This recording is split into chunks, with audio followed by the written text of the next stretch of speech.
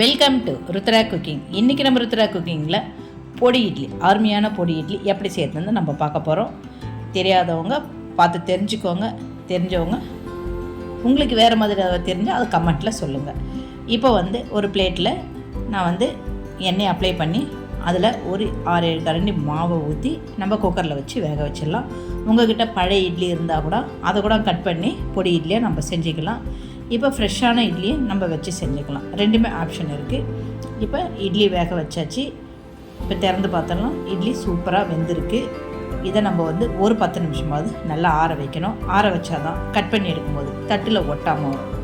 சின்ன சின்னதாக இப்போ நம்ம கட் பண்ணி எடுத்துக்கலாம். எடுத்து கட் பண்ண இட்லியை நம்ம ஒரு பிளேட்டில் மாற்றிக்கலாம். பாருங்கள், இட்லி கொஞ்சம் கூட தட்டில் ஒட்டவே இல்லை.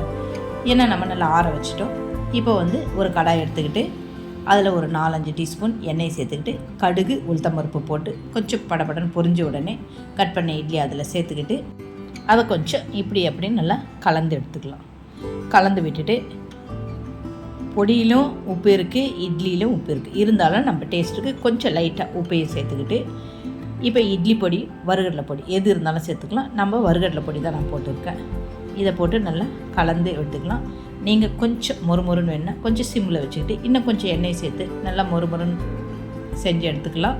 இப்போ அதில் அப்படியே லேசாக கருவேப்பிலையை தூவி விட்டோம்னா அருமையான அற்புதமான பொடி இட்லி நம்மளுக்கு கிடச்சிடுச்சு. நீங்களும் இதை வீட்டில் ட்ரை பண்ணி பார்த்துட்டு மறக்காமல் எப்படி இருக்குன்னு கமெண்ட்டில் சொல்லுங்கள்.